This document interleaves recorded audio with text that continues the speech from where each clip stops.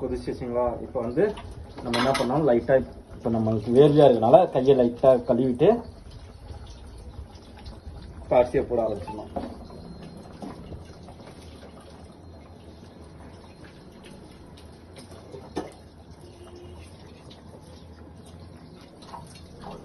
என்னடா அரிசி அதிகமாக இருக்குன்னுலாம் நினைக்காதீங்க.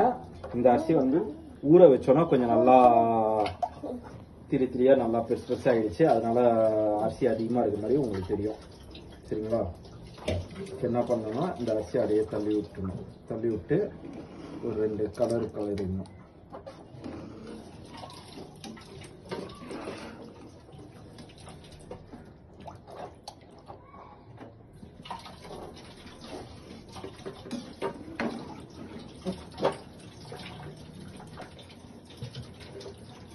ஸோ இப்போ வந்து மட்டன் பிரியாணி ரெடி ஆக போகுது.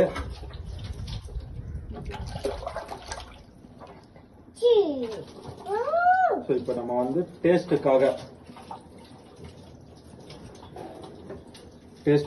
லைட்டாக அஜினமோட்டோ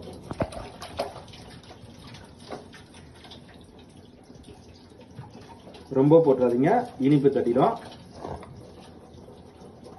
ஏன்னா நான் 3 வாட்டி எடுத்தது பார்த்தீங்கன்னா என் கையில் வந்து ஒட்டிக்கிச்சு தண்ணி இருக்கனால.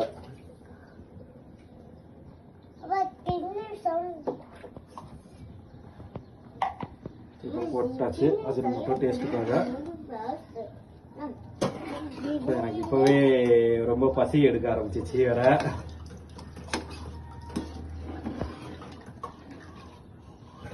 இது பார்த்தீங்கன்னா இப்போ நல்லா கலரிட்டோமா? இப்போ கலர்னோன்னா இப்போ லைட்டாக இது வேணும்னா நம்ம பண்ணிடலாம்.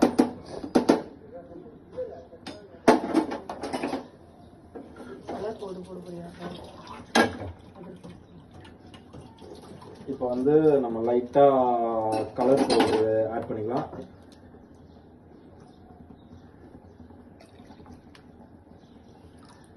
லைட்டாக நம்ம கலர் பவுடர் ஆட் பண்ணிக்கிறோம்.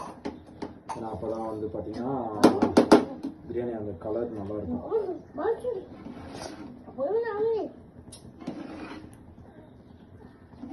இப்போ நல்லா கலரியாச்சு. கலர்னா அந்த எண்ணெய் தெரியுதுங்களா எப்படி மேலோட்டமாக இருக்குன்ட்டு. இப்போ இந்த மாதிரி வரும்போது பார்த்தீங்கன்னா பிரியாணி வந்து பர்ஃபெக்டாக நம்ம பண்ணியிருக்கோன்ற அர்த்தம். எண்ணெய் வந்தால் தான் அந்த டேஸ்ட்டு நல்லா நமக்கு கிடைக்கும். ஏன்னா எண்ணெய் இல்லாமல் அப்படியே இதுவாகிடுச்சுன்னு வச்சுக்கோங்க, உங்களுக்கு பிரியாணி வந்து கொஞ்சம் சல்லுன்னு இருக்கும். ஸோ கறியில் போயிட்டு அந்த கிரேவிலாம் உட்காராது. இப்போ எண்ணெய் மேலோட்டமாக இருந்ததுன்னா நம்ம இப்போ மூடிட்டு 3 விசில் வச்சோன்னா அது அப்படியே உள்ளே இறங்கும். நம்ம கலரும் போது பார்த்தீங்கன்னா நல்லா அந்த கறியிலலாம் நல்லா ஸ்ப்ரெட் ஆகி நல்ல ஒரு டேஸ்ட்டு கொடுக்கும். இப்போ நம்ம என்ன பண்ண போகிறோம்னா குக்கர் மூடியை போட போகிறோம். நல்லா பார்த்துக்கோங்க எப்படி இருக்குன்ட்டு. ஸோ குக்கர் மூடி போடும்போது கொஞ்சம் உஷாராக போடுங்க. யாராக இருந்தாலும் கொஞ்சம் சேஃபாக வேலை செய்யுங்க. சரிங்களா? விசிலும் போட்டாச்சு. இப்போது பார்த்தீங்கன்னா உங்கள் கிருத்திக் வாசன், சுட்டி கிருத்திக் வாசன், இதுக்கு சப்ஸ்கிரைப் பண்ணுங்க, லைக் பண்ணுங்க.